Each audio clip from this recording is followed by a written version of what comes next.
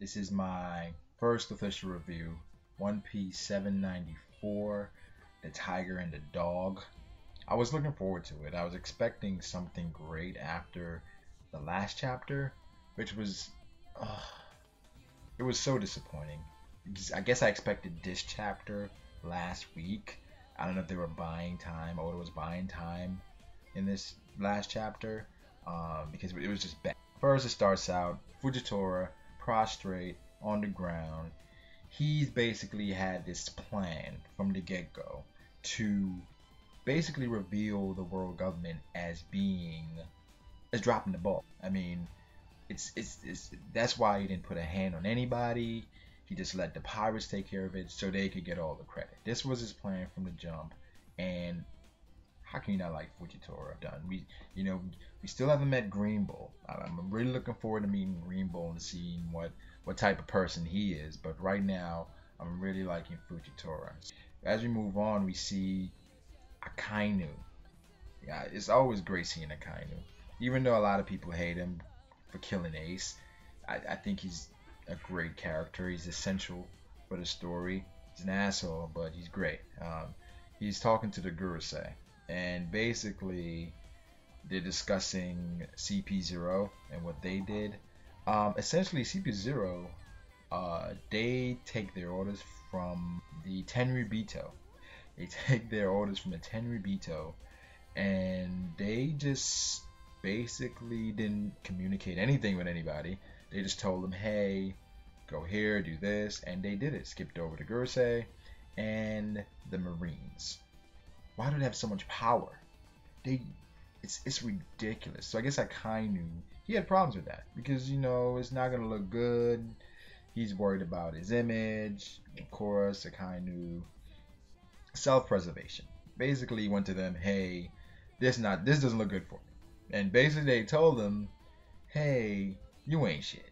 You're not as important as you think you are, Akainu. You're a speck in this big puddle called the world government.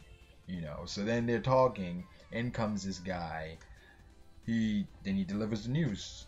The Alliance of Law and Luffy has routed Doflamingo and his crew. So we see Capone, and it's speculation going around that Capone is on Big Mom's ship. Okay, if he's on the ship, then Sanji got away. Either Sanji whooped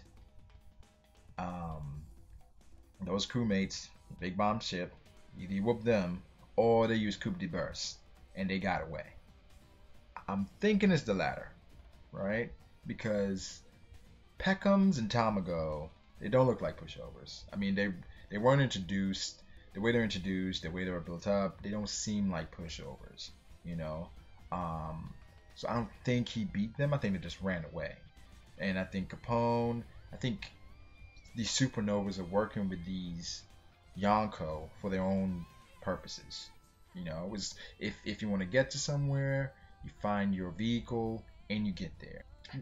I know everybody's favorite part of the chapter. I mean, we saw Bonnie, Tsuru is chasing either Law or Luffy. I'm thinking it's Law.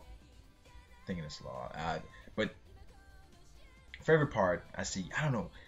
I see Kid, and then they're discussing Luffy and Law. Obviously, they're paying attention, and then they talk about, okay, well they took care of Doflamingo, so their target must be Kaido. So then they reveal, well, good thing we're not going after them because our target, is right here, Shanks. What I'm thinking is, if Luffy sees Shanks and he knows that Kid and their alliance are going after Shanks, is he going to retaliate? I don't think so. I think he knows that Shanks can take care of Kid, Apu, and Hawkins. I think so. So now, I don't. Well, we haven't seen what Shanks can do. We have not. Granted, the hype is real, okay? from walking on Whitebeard's ship and breaking that shit to he clashed with Whitebeard. The skies parted, so he's at least as strong as Whitebeard. And I think Whitebeard is stronger than Akainu pre-time skip because he was manhandling him and he had a hole in his chest. He's at least as strong as Whitebeard, and he stopped the war. Okay, he walked in. Everybody was like, "Okay, all right, Red here, Akagami is here. I'm done. That's it." Okay, Mihawk. He was like, "Well, I agreed to fight Whitebeard. I didn't agree to fight Shanks. Because Mihawk duels with Shanks. He knows what Shanks is capable of. And so we don't know what he's capable of.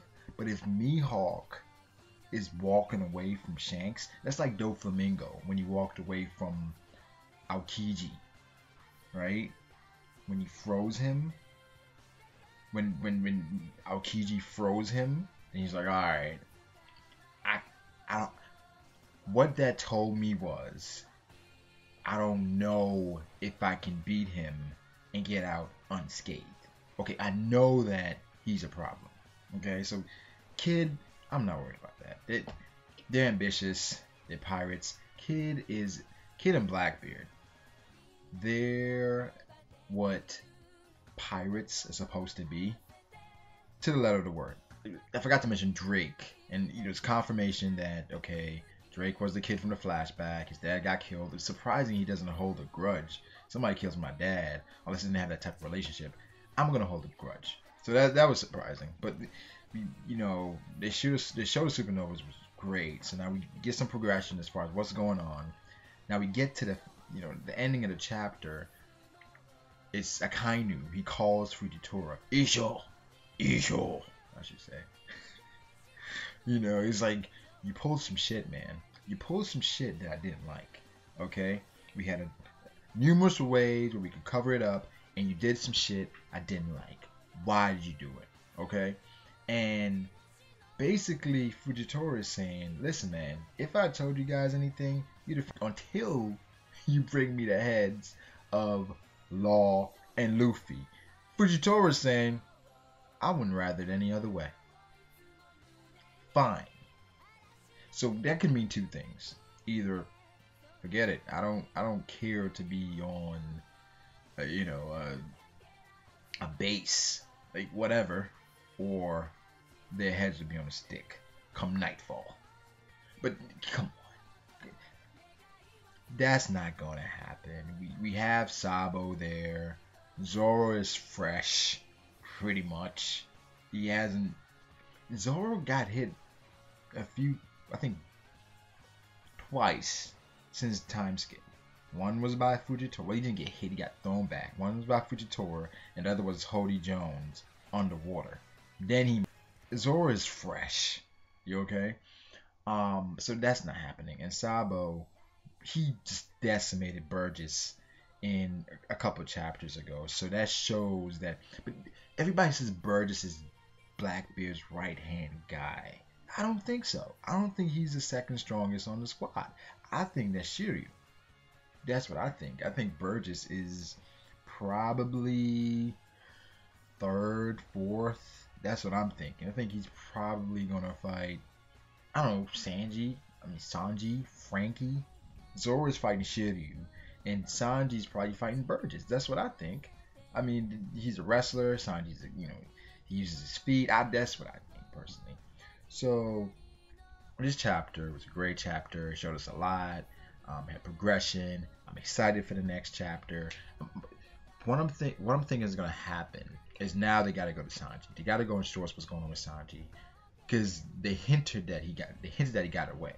I think he got away. I mean, I think he probably engaged, and then he realized, okay, we're in over our heads. Because Brook, listen, at the Straw Hat crew, they aren't pushovers. They're tactical. They're not as strong as the trio. Sanji was there, but so Nami, Brook, they're okay, right? So I think they got away. Nami, she has the thing with the clouds, the lightning, all that shit. They'll be fine. Okay. So with that being said, that's about it. Looking forward to the next chapter. Hopefully we get to see Sanji, one of my favorite characters. Sanji's great. Um, but it was a great chapter. My rating scale, I think I'm probably gonna do 1 to 10. Um, I don't do letters. Out of 10, it's simple. It's like okay, straight to the point. So this chapter probably a 9 out of 10. Only thing I didn't like with the chapter was probably the part with the 10. One of the best chapters in a long time. So there you have it. Bragod, Brago D Ace. Signing off. Again, rate, comment, subscribe. Let me know what you think. First official review. I'm excited. I'm pumped.